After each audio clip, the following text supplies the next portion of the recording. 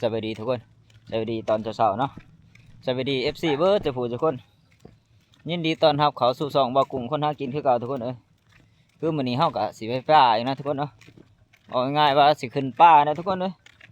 ะแต่ไปผู้เที่ยวนี้ก็เฮาสิไปกับพันใหญ่นะสิไป2คนทุกคนเพราะว่าหลังจากที่เฮาลงมาตอนช่วงนั้นแหละเฮาว่าสิมาบ้านผู้ทุกคนแล้วก็บ่ได้บ้านนะพายุเขาเนาะนี่ก็ยังเขาอยู่มีแต่ว่าเขาสิไปแถวนี้ก็สิพยายามกับรักนะกับรักปั้นใหญ่เนี่ยทุกคนย่างไปทุกคนเอาขี่รถมาแล้วมาหอดนี่มันน้ำท่วมนะคือรถจ้าเข้าไปบ่ได้เนาะรถจ้าเขาจอดไว้อยู่หันขาเขาทุกคนฝากไว้หันเนาะนี่เด้น่ะขนาดรถไทยเขายังเกือบดิบอันตรายดีทุกคนเอ้ยฝนตกมึงนี่แหละ2-3 วันที่เข้าไปใส่หม้อมึงหันนี่แหละก็ยังบ่ทันเศร้านะฝนนี่ยังตกอยู่เขาสีย่างไปตามท่าอย่างนี้เนาะบางเถื่อพันใหญ่เพิ่นว่าเพิ่นสิมาหับเอานะเพราะว่าโทรไปหาเพิ่นสัญญาณก็บ่ค่อยมีทุกคนเว้ากันก็ติดๆขัดๆเนาะสิขึ้นเทิงพุ่นไปหากินก่อนบ่ไปก็บอกกีด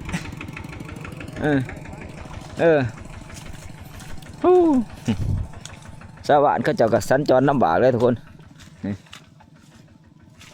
ถ่วมคู่ปีเนาะคำว่าฝนแห้งเนี่ยเจ้าหน้าหนึ่งคือถ่วมแล้วนะแถวนี้รถจักรนี่ไปบ่ได้เนาะรถใหญ่เขากับไปบ่ได้คือกันไปได้แต่รถไถเนี่ยทุกคนรถไถก็ถือว่าก็ลำบากเติบนะเพื่อสิไปได้ก็ดี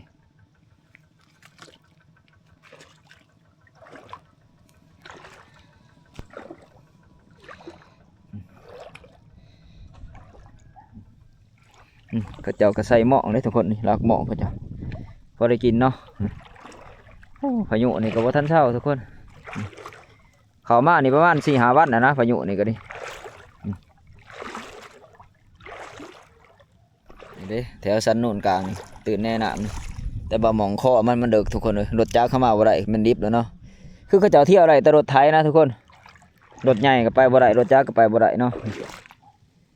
นี่แต่รถไถนี่ไปได้ขั้นเดียว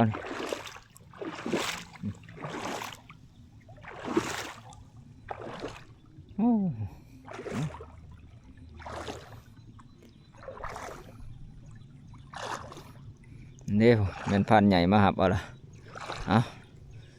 ใครหรอกสิได้ขี่รถไปบ้านนี้ไปเที่ยวนี้จุดประสงค์ก็คือว่าหันแหละว่าสิพยายามกับรักพันใหญ่เพิ่นว่าไปบ่หลายคืนหรอกทุกคนประมาณ2 คืนนะบอกกันเนาะ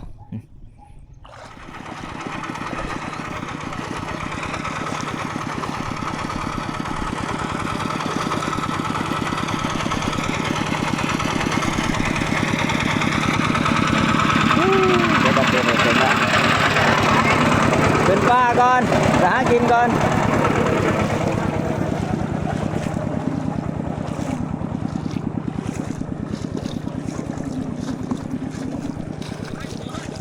ฮะ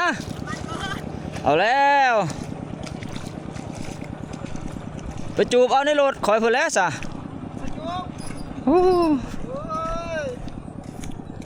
เป็นจะไรเบิดคักอันนี้แหงทั้งเลยนี่โง่บริเบิงน้ำมันโหลดไปจูบเอาถ้าพันใหญ่ทุกคนเพิ่นยังไปเอาน้ำมันเนาะเอาให้เพิ่นไปจูบเอาในรถเฮาเนี่ยรถเฮาจอดไว้อยู่หันขาทุกคนเลยโอ้เพิ่นก็ดังขามไปนะน้ำมันโดดเพิ่นกับพอดีเบิดพอดีนะพอดีมาเบิดอยู่นี่มองเพิ่นมาหับเอาเฮานี่พักผ่อนอยู่บ่ล่ะบ่ได้พักสำนะออกมาตะนะหาตะปูตะปะเขามีสายจูหายจบเจือเป็นบ่เอาในบ่อรถเจ้าหั่นแหละมีเนาะนะเขาก็บ่ได้วนเด้สงสัยตะดนเด้อจนลืมไปบ้านนี้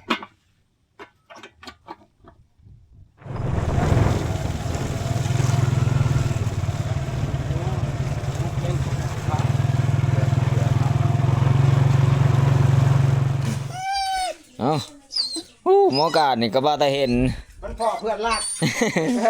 เฮ้ยเราเพื่อนรักตัวนี้มันบ่ฮักเหลี่ยมโหดกันนอกการ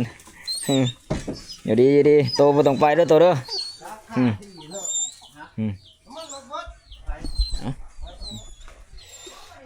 มาหอดเทือนพันใหญ่ทุกคน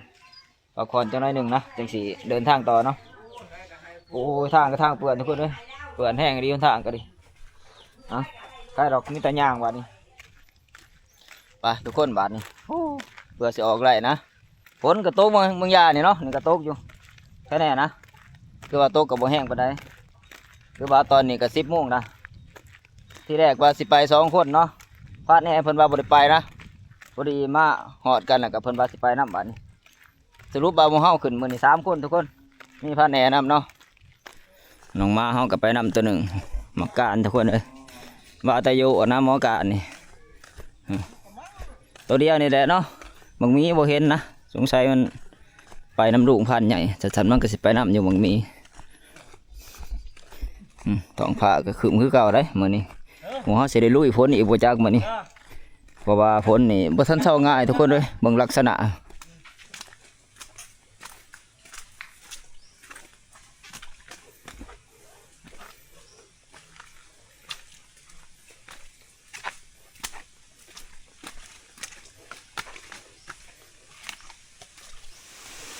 ก็นั่งก้าวขึ้นเขาทุกคนเลย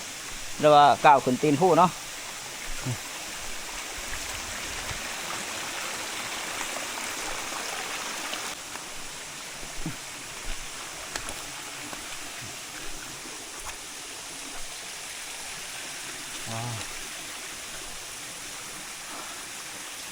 พักผ่อนอยู่นี่แหละ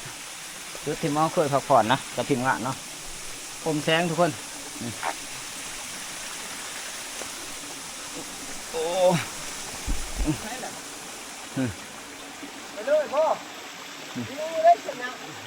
เอาผีเด้อพาแน่เด้อนั่งพักผ่อนอยู่ผีก่อนมีได้พักผ่อนอยู่นี่จักประมาณ20 นาทีพอได้ทุกคนเนาะสิย่างต่อนะถ้าเราเข้าไปเที่ยวนี้กะสิบ่เมื่อยไปได้มันบ่แดดเด้นี่แต่ว่าเบาดึงฝนอย่างเดียวนะนี่จะยังเหยาะอยู่เนาะเป็นฝนพลอยทุกคนพักผ่อนบ่พอ10 นาทีทุกคนเอ้ยฝนมาได้อีกละจักหลายโหมาสินั่งจักเช้านะบ่ฮอดเช้าครับมื้อนี้คือสิได้แข่งฝนเต็มต่อแล้วหมู่เฮานี่ก็11 โมงปลายเลยทุกคนมื้อนี้ก็เรียกว่าสิเบิดมื้ออีกบ่จักเนาะมื้อนี้ก็ดิ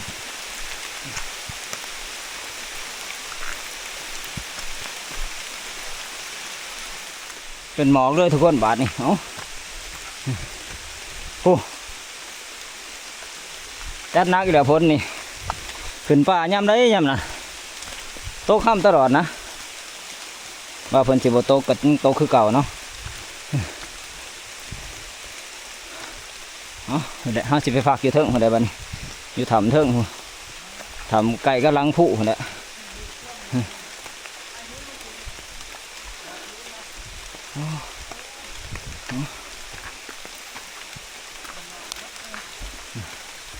ย่างแบบนี้กระบังเนี่ยทุกคนเลย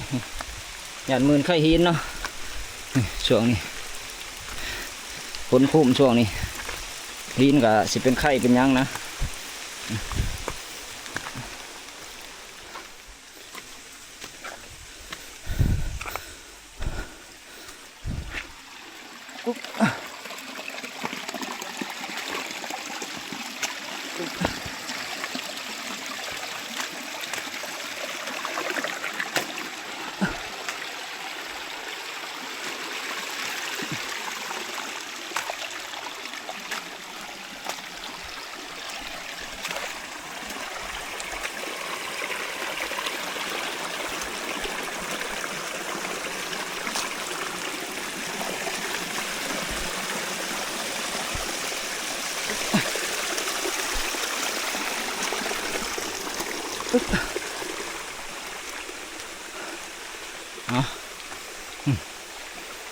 ทำแอนนะบ้านนี่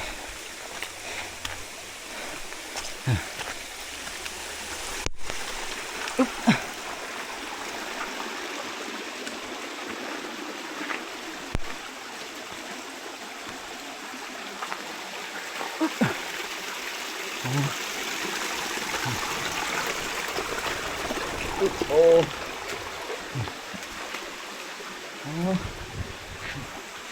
นะพักผ่อนอย่างนี้เลยทุกคนลบพ้นอย่างนี้ก่อนเนาะเพราะว่า ขันเฮายางต่อนี่ก็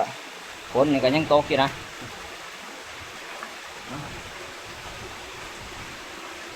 แต่ว่ายาว่ายากับมื้อนี้ก็คือเว้าเลยทุกคนเอ้ยซ้ำสิแข้งฝนมื้อนี้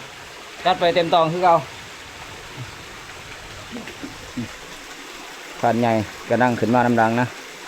โอ้แนมลงไปบ้านโอ้เห็ดคุณหมอด้วยทุกคนเลยหมอการก็คือสีหนาวเฮ้เอ้าบ่ให้ไปก็ไปโอ้ยเมื่อเป็นหยังโตฮะเอาเปิดลุยเดียวได้นี่น้องม้าเฮานี่คือตัวเดียวนี่ลุยเดียวน้ำทีมงานเฮาหมอ3บวกหมอการ1เป็น4เนาะหมออยากไปบ่ดีใจแล้วบ่ นี่เด้ทีมงานเฮาก็ดิส้นทำก่อน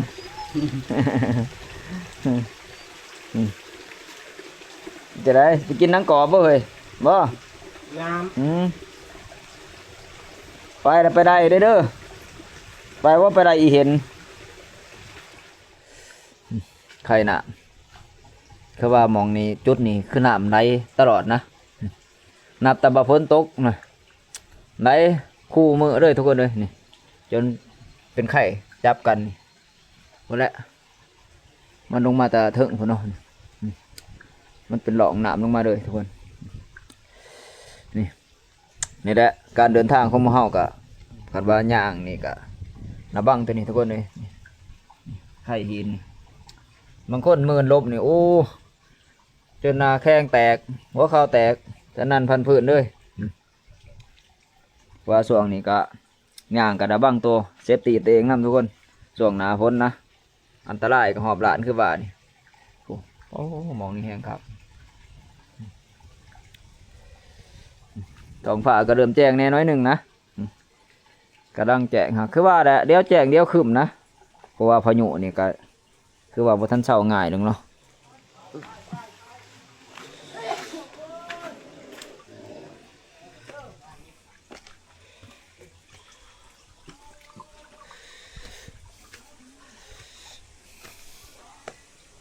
โอ้ย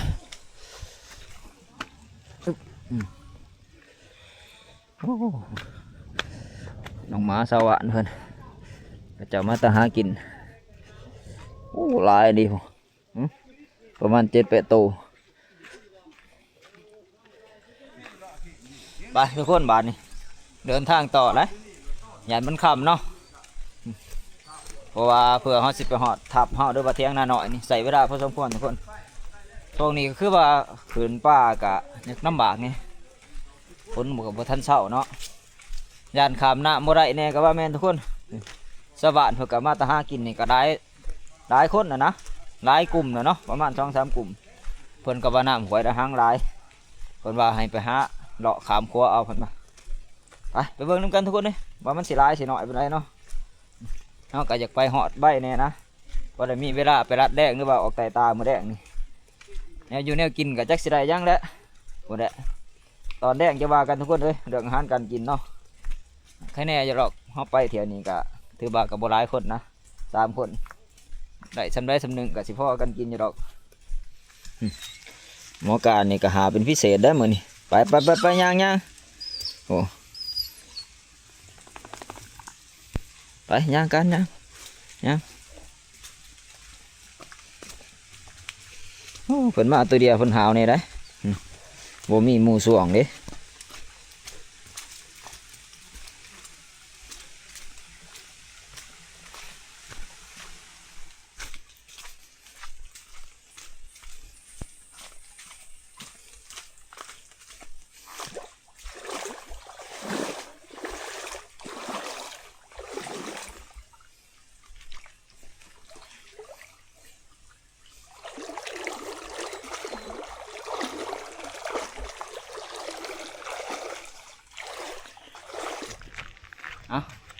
กำลังมาฮอดดันหมิ่นทุกคน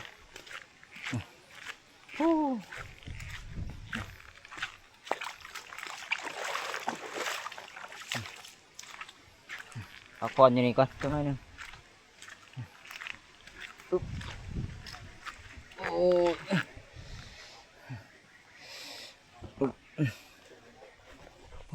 กี่ผาโป้ไล่โหมเข้ากันนะบัดเป็นฝนเป็นลมมาอีกเลยได้นี่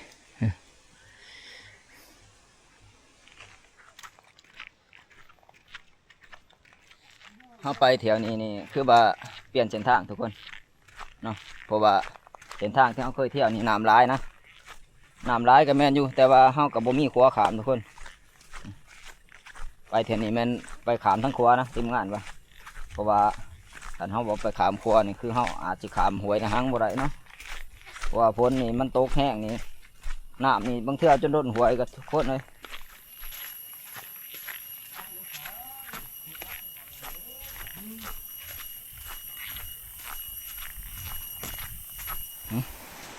กำลังมาหอดละหังใหญ่ทุกคนร้ายขาก็ดีหนามคือเขาเปลี่ยนเส้นทางนี้ทางนี้ต้องได้ขาม2 บอนนะขามละหังใหญ่ไปแล้วเขาก็ต้องไปขามละหังหน่อยอีกทีหนึ่งเนาะน้ำนี่ถือว่าร้ายอยู่แต่มันกระบกแล้วนั่นที่จริงพี่มันขึ้นมาหอดพี่นี่เด้กันน้ำทุกคนเลยเพราะว่าพ้นนี่มันเริ่มยุดอะน้ำมันลดลงแน่เลยนี่เอาก็สิไปไต่ครัวแหละขามครัวเอาทุกคน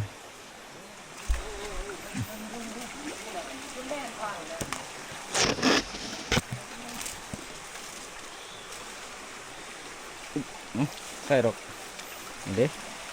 มีราวเสือกให้จับ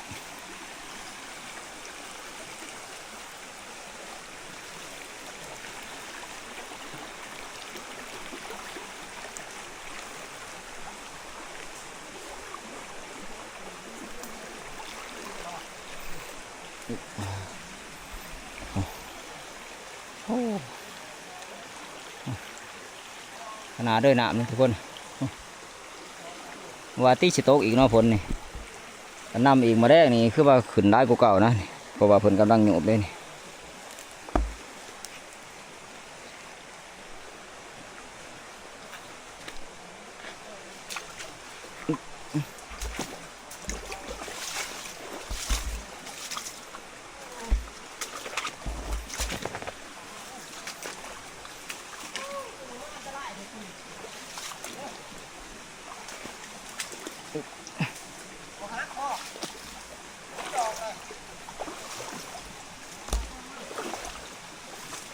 เพราะว่าตัวนี้หลอกนะทุกคนเลยเนาะกับว่าเขาขึ้นหลายคนเนี่ยอาจหักได้นะแค่นี้ขามบิดล่ะ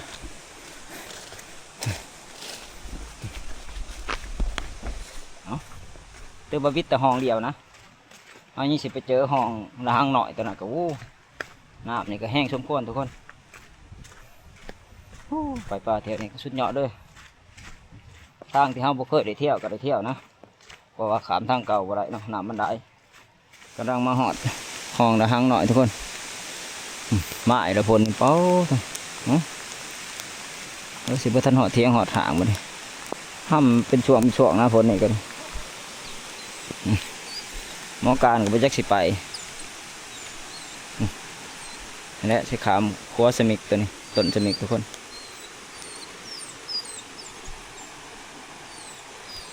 ไปได้บริการไปลอยน้ำไปตัวไป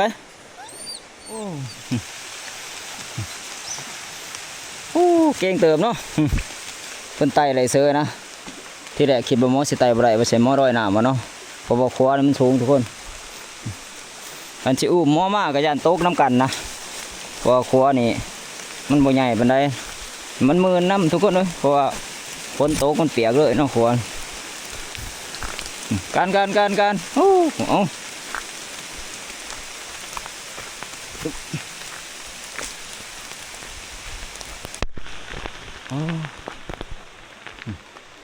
แห้งบ่านี้ทุกคน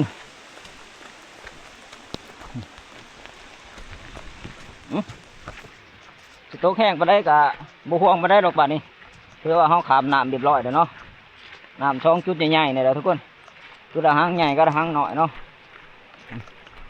แต่ว่าสำหรับเทียงหน้าหน่อยเขานี่ก็ยังไกลเติบนะเพื่อเขาจะไปเหาะนี่อุ้ยแรงพอดีทุกคนคือว่าเขาขึ้นมานี่ก็กำลังในเครื่องทางนะเนาะเขาขามหวยละหังมานี่ลานตัวนี้ถือว่าลานใหญ่ที่สุดทุกคนเลยเนาะในแถวเขตนี่นะเขตห้องละหังนี่ทุกคนโอ้กวงนี่เป้าบ่ให้เว้าด้วยนะกลัวเขาเดินเครื่องบินสมอจักนี่มันหยาบไปเลยทุกคนหยาบไปทางหนา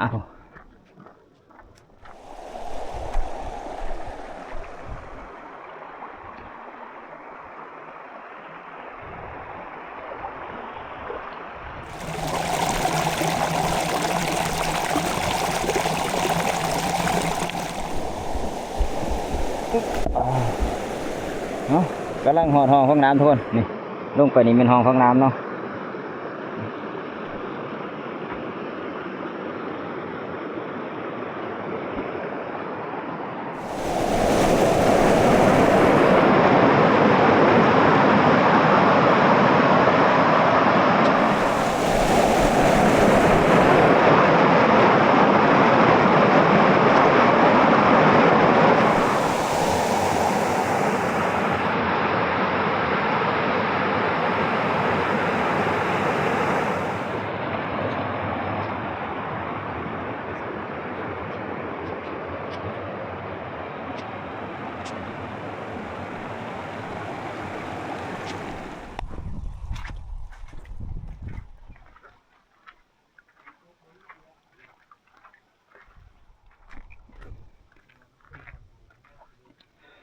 เห็นดิมองเขาจะลบผลทุกคน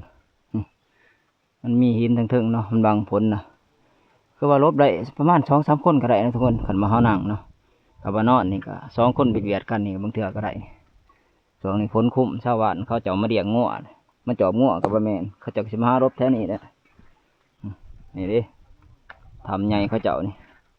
จุดที่เขาอยู่นี่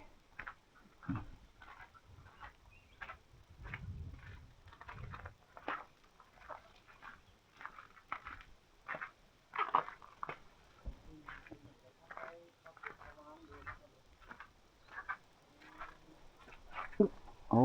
นี่บ่อนนอนเขาจะโอ้หักเลือกเขาจะเห็ดเนาะเอ้าซ้ำสินอนโอ้แสดงมันมีคนมาผักอยู่นี่ทุกคนเครื่องเขาก็ยังมีเนาะนี่ดิเสือผ้าเครื่องมันอยู่บนนอนเขา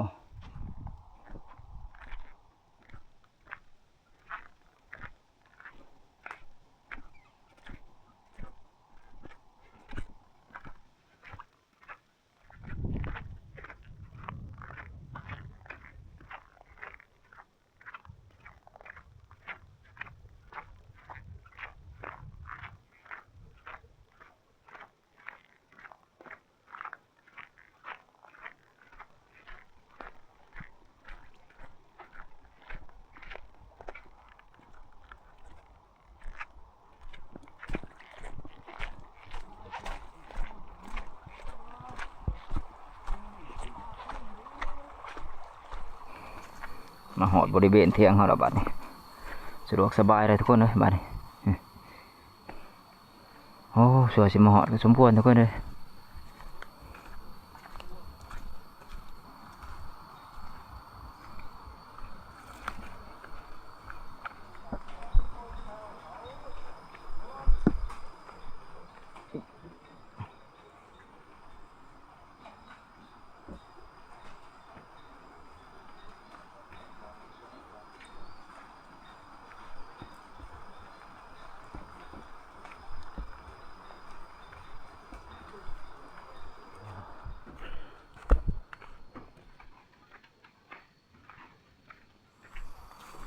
มาหอดเทียงแล้วบัดนี้ทุกคนนี่แต่บาสิพักผ่อนกันเนาะพักผ่อนให้หายเมื่อยก่อนนะเพราะว่าเผื่อเฮามาหอดนี่ก็โอ้3-4 โมงแรงนะพักผ่อนหายเมื่อยจังเผื่อแหละจะออกไปเลาะด้วยนะพยายามกับหลักพันใหญ่เนาะเพิ่นใส่ไว้แถวใจเราทุกคนเลยพักผ่อนหายเหนื่อยเลยทุกคนในเวลาออกไปยามกับหลักนะนั่นแหละมุ่งหน้าขึ้นจ่ายผู้เราทุกคนเลยเพราะว่าพันใหญ่เพิ่นไปบ้างไว้แถวนั้นเนาะกับเราคนนะจ่ายผู้เราก็มีแล้วก็ทั้งจ่ายผู้ย่อก็มีทุกคน2 จุดนะที่มองเพิ่นไปบ้างกับเราไว้เนาะไปทุกคนเลยไปดูไปเบิ่งน้ำกันเราเฮามา3 คนรอบนี้สิโศกสิมานอยู่บ่เนาะเอาก็สิเด็กมือเนี่ยจะน้อยหนึ่งนะหยาดมันคำทุกคนเลยนี่ก็หาหมู่กลัวนะเพราะว่ามื้อแรกเฮาก็พอมีเวลาออกไต่ตานะแต่ว่าฝนบ่ตกเนาะออกไต่ตาได้มื้อแรกเฮาสิมุ่งหน้าขึ้นยอดเขาเนี่ยทุกคนพอดีนะช่วงนี้ใกล้สิมืดนะเพื่อมาหอดทับก็คือว่าใส่เวลาหลายเติมทุกคนเลยบนทางมันยากลำบากเนาะก็บ่สิพยายามแต่เว้นอยู่มันก็คือว่าแล้วก็บ่พอสิได้ไปคำแน่ก็ยามันเขียวยามผ่าลงมานะทุกคน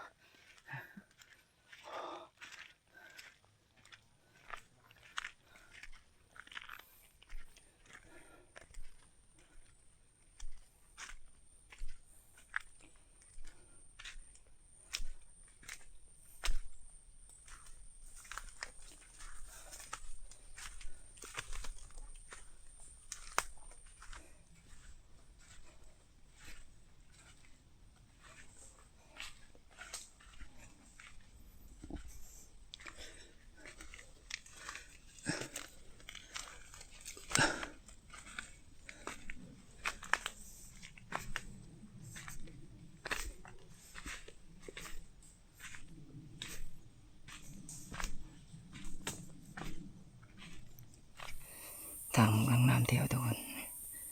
ถ้ามาข้างน้ำก็หมูก็เที่ยวกันทุกคนเลยกับหลักบ้านใหญ่ใส่นานนะหมูถือเนาะคือว่ามันพอทำงานทุกคนถือว่าพลาดไปแล้วหลังนี้ก็ได้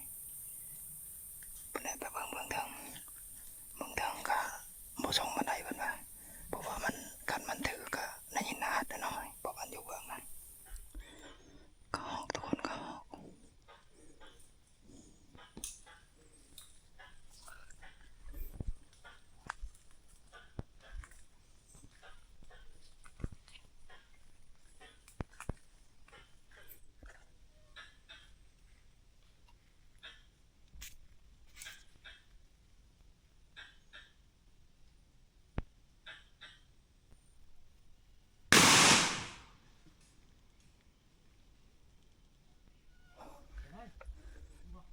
ถือบ่หัวมีจัดบ่โอ้บ้านแอทับก็หอกทุกคนมาหน่อยทุกคนบ้านโอ้นี่เด้แนวกินแดงเขาได้นี่ก็หอกทุกคนตัวนี้แหละสิใส่พวกเขาแดงนี่กระดังมาเมื่อยๆนี่เอาพอได้ไปลาบแดงนี่โอ้ถือว่าฮึกสมควรเติมทุกคนเลยกับรักกับยามเดียวละ2 ดังทุกคนเลยเนาะเบื้องดังนี่2 ดังนะเบื้องทางดังเขาขันใหญ่เพิ่นใส่พอแหละทางหน้าอีก2 ดังทุกคนนี่แต่ว่าไปรุ่นอีก2 ดังทางหน้าเพิ่นเนาะเพิ่นว่าเพิ่นใส่จุดนั่นเพิ่นนะแล้วจ่ายหน้าผาตัวนะหน้าผาเบาเฮียงสต่อยเนาะมองเบาเฮียงผาสต่อยไปตั้งแคมปิ้งเลยทุกคนเลยมองผู้เพิ่นขึ้นมาเดทกันนี่แหละอยู่รังผู้อาเรานี่ยามเท่านั้นแล้วล่ะครับโอ้สิอวยทุ่งเที่ยงนั่นหน่อยครับทุกคนนะครับปั่นกินข้าวกินน้ำจึงสิออกไปไต่ตาแดงเนาะ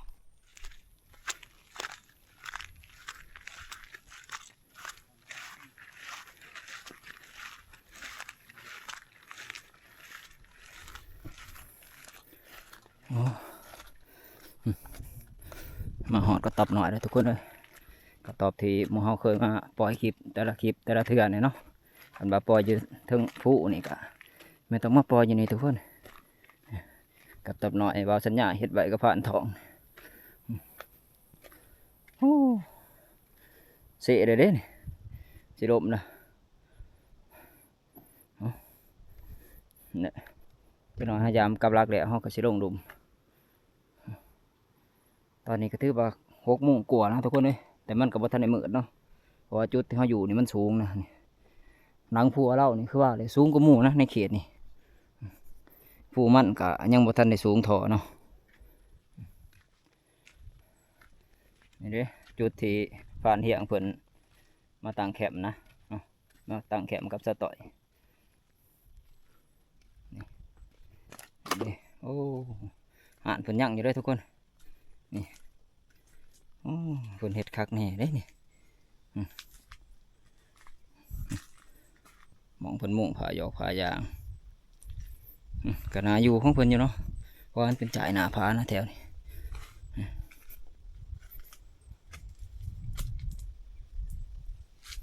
ตอนนี้ก็ถือว่าตะเว้นไก่สิรับขอผ่าแล้วทุกคนเลยอยากว่าอยากมอกับมืดเลยมันนี่เพื่อได้ลงไปหอทับเนาะเพราะว่าตอนนี้มันก็เริ่มคำแห้งเลยดิจะได้กับดักเขาไปอย่างยังสภาพเดิม โอ้บ่ทำงานเนาะล้างเรื่องฉัน เป็นจะได้ เหยียบข้างช่วงไซส์ซีเมนต์ไก่ โอ้ยันไก่เขี้ยวโอ้เหยียบขางซื่อๆเนาะดังหนึ่งเนาะดังหนึ่งหันบ่เป็นยังบ่มีเหตุการณ์มั้ยเนาะ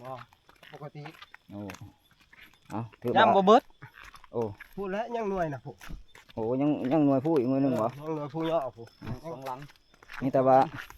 ลงมาหาปั่นเขากันเนาะมันคำนะนี่คือสิบริยากกันเลยกับลงเสียงหน่อยเขาก่อนมันสิเลิกแล้วเด้ผู้น้อยน่ะก็ได้เต็มที่แล้วสิปีนเขาเนี่ยก็คือแม่นเด้มือคักแล้วบาดนี้เอ้ามีแต่ว่ากลับมือทับคนใดทุกคนเลยแตงอยู่พอกินปั่นกินข้าวกินน้ำนะจังว่ากันใหม่เนาะขับมือเจือตาละคือว่าหมู่เฮามามื้อนี้ก็ถือว่าเมื่อยเต็มตองเนาะเพื่อสิมาหอดนี่ก็คือว่าหั่นแหละใช้เวลาก็หลายพอสมควรอยากนำทางเห็นทุกคนเลย น้ำลายนั่นแหละกินข้าวกินน้ำแล้วจังว่ากันใหม่นะโอ้มาหอดเที่ยงแล้วทุกคนเลยเผื่อสิมาหอดเนาะทุ่มกลัวๆนะเกือบ2 ทุ่มจะหน่อยสิหาแตงอยู่ก็กินบัดนี้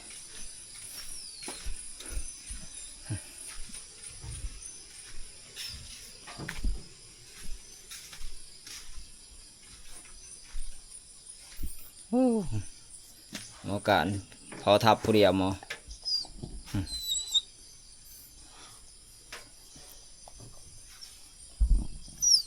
นี่แหละอาหารแดงเขาหมดอะไรยังก็แค่ในแต่ใดตัวนี้ก็ได้ดาบสู้กันกิน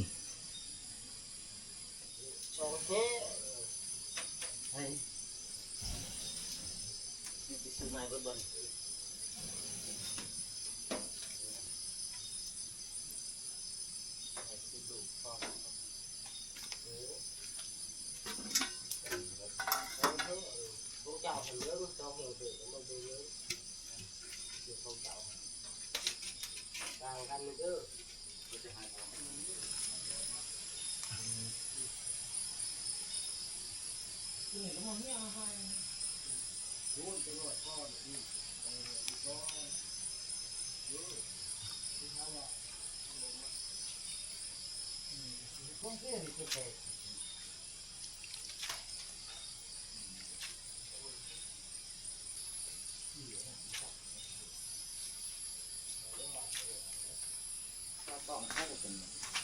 สิ่งเลยนะครับนี่ก็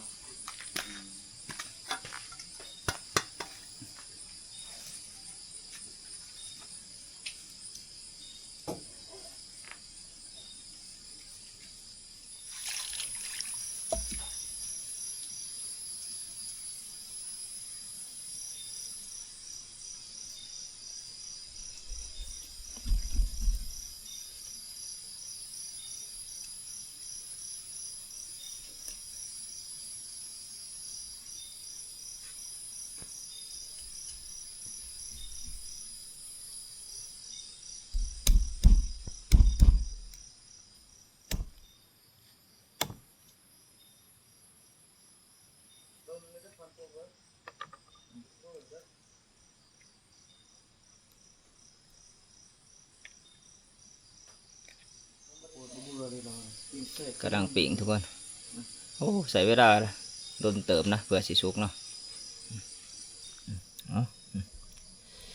กำลังสิได้ทีทุกคนเลยนี่อย่างเอา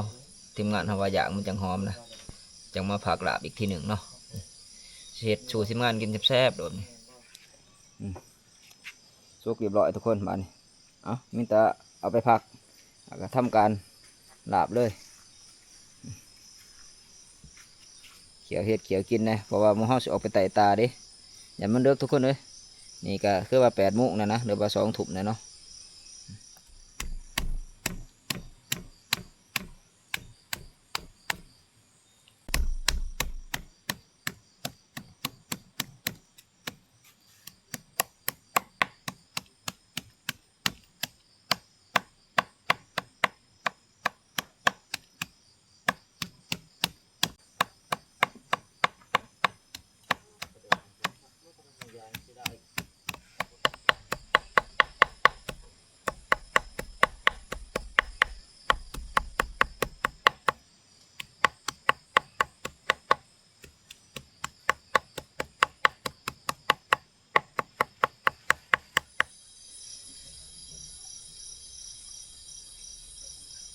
อะไรบ่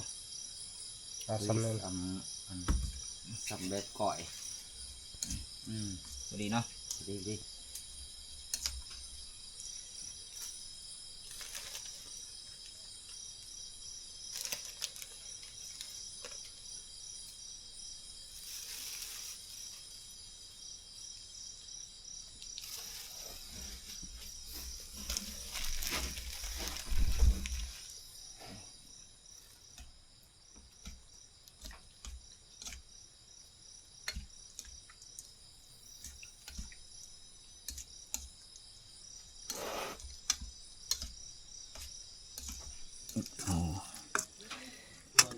ไปน้ำกันแล้ว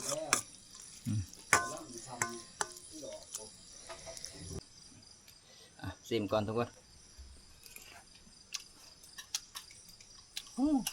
เป็นไร ก็นอดูคักว่ะ เลิกเนาะ ถ้ากันเลือดเนาะ เนาะ มาบัดนี้ โอเคได้ซ้ำนี่มา FC กินข้าวน้ำกันบัดนี้เนาะ FC เบิดสุภูทุกคนกินข้าวแดงทุกคนเลยนี่แหละอาหารเขาก็ดับหางผัวนะพิเศษแน่กะไอ้จอยมาเด้อกินข้าวน้ำกัน กินข้าวน้ำทีมงานเฮามื้อนี้หมู่เฮา แซ่บมื้อนี้ 3 คนได้เฮามื้อนี้กับพานใหญ่แล้วก็นี่แหละพานแหน่เนาะ บ่คือขึ้นบ่ได้แล้วพระเขามื้อนี้ เอาจักสิแซ่บสินัวเด้อ มาบ่หลายคน คือว่าอยู่ก็ได้เด้อกินดีเติบแล้วนี่ก็ดีเนาะ ยุบ เด้อเด้อ ก็เดี๋ยวมีแห้งย่างแล้วมาแล้วสิพาย่างมันขึ้นมาแล้ว จำสิได้เด้อเนาะ มาเวลาหน่อยเนี่ย แม่นนะ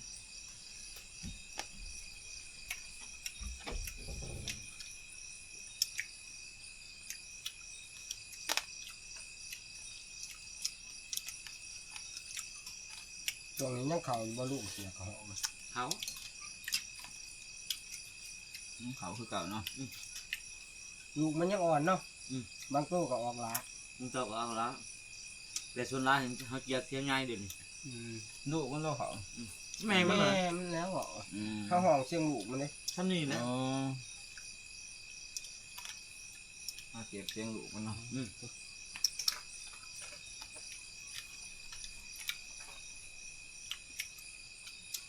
กินเด้อกินเด้อ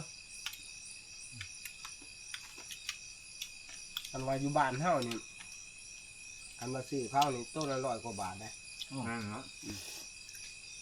แล้วแต่ส่วนใหญ่เขาก็จะบ่ขายดอกกินเอง กินเอง เนื้อกระหอมมันแสบมันหอม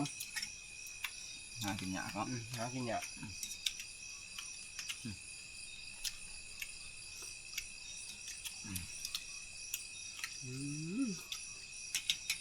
มันจะลองเนาะฟังเสียงสดน่ะ มัดทันนะ